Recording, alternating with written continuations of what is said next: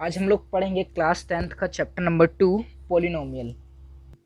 अच्छा, पोलिनोमियल होता क्या है? पोलिनोमियल को हिंदी में कहते हैं बहुपद, यानी बहुत सारे पद हों जिसमें बहुत सारे टर्म्स हों। अब बात आई टर्म्स। टर्म्स क्या होते हैं? जिसमें एक वेरिएबल होता है और एक कांस्टेंट होता है। अब आप लोग को वेरिएबल कांस्टेंट नहीं पता क्या होता है, सपोज मैं मानता हूँ ऐसा। तो वेरिएबल मतलब होता है जो वेरी करता है। सपोज आप ले लो एक्स वाई जेड, ये सब क्या है, वेरी करते हैं, इनकी वैल्यू चेंज होती रहती है। जैसे कि एक्स की वैल्यू 1 रख दी, 2 रख दी, 3 रख दी, तो इनकी वैल्यू वेरी करती है। तो ये सब जो अल्फ़ाबेट्स होते हैं ये सब क्या होते हैं, वेरिएबल होते हैं। अब मान लो कांस्टेंट क्या होते हैं, जो वैल्यू जो वेरी नहीं करती, जो भी वैल्यू जो वेरी नहीं करती। जैसे वन, वन का वन ही फिक्स रहेगा, टू, थ्री, फोर, फाइव, ये जो वैल्यूज़ होती है वेरी नहीं करती, तो ये किस में आती हैं, कॉन्स्टेंट में आती हैं। तो आगे आप लोगों को समझ में वेरिएबल और कांस्टेंट क्या होते हैं। तो अब हम टर्म्स पे आते हैं वापस। जो टर्म्स होती हैं, जैसे कि ये कॉम्बिनेशन होता है वेरिएबल और कांस्टेंट का। तो जैसे कि एग्जांपल लें 2x, इसमें जो 2 क्या हो गया, 2 क्या हो गया, कांस्टेंट हो गया, और x क्या हो गया, वेरिएबल हो गया। तो इसमें एक कांस्टेंट आ गया 2 और एक वेरिएबल आ गया x। तो ये जो दोनों मिल के बने ये क्या होते हैं, टर्म्स होती हैं। तो जिसमें बहुत सारी टर्म्स होती हैं उसको हम लोग कहते हैं पोलिनोमियल। अब अलग अलग टर्म्स होती हैं, जैसे कि 2x+x+2, एक्स स्क्वायर प्लस 3, ये जो ऐसी टर्म्स होती हैं ये सब होती हैं, ये इस सब को हम लोग कहते हैं पोलिनोमियल कहते हैं, जिसमें बहुत सारी टर्म्स होती हैं। अच्छा, पोलिनोमियल क्या होता है अभी हमने समझा। जिसमें बहुत सारी टर्म्स होती हैं, अलग अलग टर्म्स होती हैं। जैसे कि सपोज एग्जांपल ले लेते हैं अपन लोग, 2x² + 3x + 4। तो 2x² एक अलग टर्म है, 3x एक अलग टर्म है और 4 अलग टर्म है। ये प्लस और माइनस साइन इनको अलग अलग कर देता है। अगर ये प्लस हो या माइनस हो तो दोनों को अलग अलग डिवाइड कर देता है। 2x एक अलग टर्म हो गई, 3x एक अलग टर्म हो गई। अब यहाँ पे आई बात 4 की। तो 4 में तो टर्म्स तो डिफाइन हो ही नहीं रहा है, कैसे होगा 4 में टर्म्स, डाउट आया ना हमें।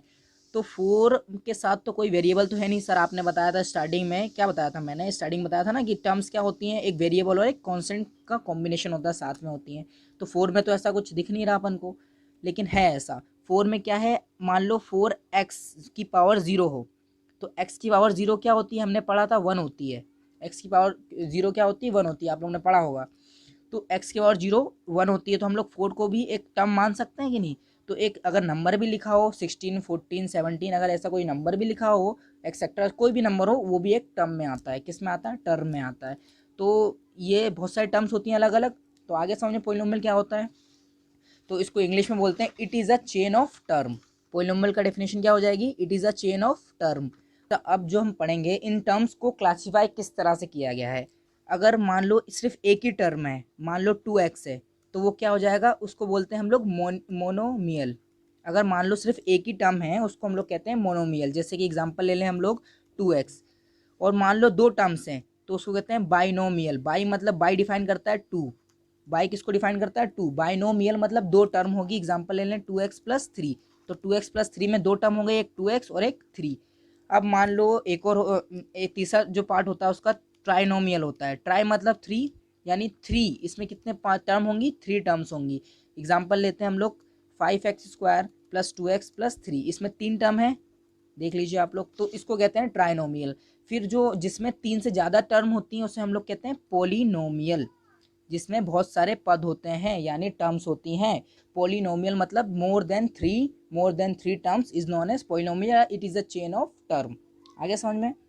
तो ये हमने पढ़ा कि पोलिनोमियल होता क्या है। अब हम पढ़ेंगे पोलिनोमियल के अंदर आता है डिग्री। तो डिग्री क्या होता है, डिग्री को डिफाइन किया जाता है, डिग्री का डेफिनेशन होती है highest power of the variable in polynomial.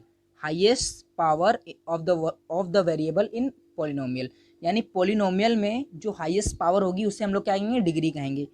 जैसे कि एग्जांपल लेते हैं, आप लोग को अच्छे समझ में आएगा, जो भी हाईएस्ट पावर हो। सपोज करते हैं अपन लोग एग्जांपल लेते हैं 5x² + 4x + 10। तो इसमें एक्स की वेरिएबल की जो भी वेरिएबल है उसकी हाईएस्ट पावर क्या दिख रही है, इसमें एक्स की पावर अपन को क्या दिख रही है, 2। तो 2 क्या हो जाएगी, उसकी डिग्री हो जाएगी। 2 क्या हो जाएगी, डिग्री। एक और एग्जांपल लेते हैं 9x³ - 15x7 + 4x² + 9। तो हाईएस्ट पावर क्या है, 7, तो 7 क्या हो जाएगी, डिग्री। आगे डिग्री समझ में। डिग्री क्या होता है, highest power of the variable in polynomial. अब डिग्री के ही क्लासिफिकेशन किए गए हैं। जिसकी डिग्री 1 हो तो उसे लीनियर कहते हैं, लीनियर पोलिनोमियल। अगर जिसकी डिग्री 2 हो उसे क्वाड्रेटिक पोलिनोमियल कहते हैं, और जिसकी डिग्री 3 हो उसे क्यूबिक पोलिनोमियल। लेते हैं, लिखा है 2x + 6, 2x प्लस 6, तो x की पावर कितनी है 1 है, मतलब हाईएस्ट पावर कितनी है 1 है, तो उससे हम लोग कहते हैं लीनियर पॉलिनोमियल। अब अगर एक और एग्जांपल लेते हैं दूसरा क्वाड्रेटिक पॉलिनोमियल का, x square plus 7x plus 4। मान लो इसकी हाईएस्ट पावर दिख क्या रहा है हमें, x की पावर हाईएस्ट पावर कितनी है 2 है, तो ये क्या होगी क्वाड्रेटिक पॉलिनोमियल। क्या हो गया ये क्वाड्रेटिक पॉलिनोमियल। अगर सपोज अगर x की पावर 3 हो तो उसको क्या कहते हैं हम लोग क्यूबिक पॉलिनोमियल। अब बात आई जीरोज ऑफ पॉलिनोमियल की। तो अब जीरो क्या होता है, जीरो वो होता है जब भी हम लोग पॉलिनोमियल को जीरो के इक्वल रखते हैं और x की वैल्यू निकालते हैं तो उससे वो उसका ज़ीरो हो जाता है। जैसे कि एग्जांपल लेते हैं अपन लोग 2x plus 6 is equal to zero. तो 2x 6 को सिर्फ भेजेंगे तो -6, x is equal to -6/2 solve करेंगे तो x की वैल्यू हो जाएगी -3। तो कहने का मतलब x की वैल्यू क्या निकली -3, तो -3 क्या हो गया उसका ज़ीरो हो गया उस पॉलिनोमियल का। कौन से पॉलिनोमियल का 2x प्लस 6 का।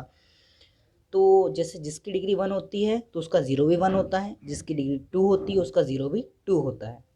तो अभी हमें पूरे चैप्टर में जीरोस के बारे में पढ़ना है, फैक्टराइजेशन आना चाहिए इस चैप्टर में पढ़ने के लिए। और इस चैप्टर में कुछ नहीं, ये था पूरा चैप्टर का इंट्रोडक्शन, क्या था हमें क्या पढ़ना है और क्या आगे करना है। चैप्टर बहुत छोटा, 4 एक्सरसाइज है, मैं आपको शॉर्ट में सब एक्सरसाइज की वीडियोस बना दूंगा, आप लोग देख लीजिएगा। ठीक है, okay, thank you for watching this video.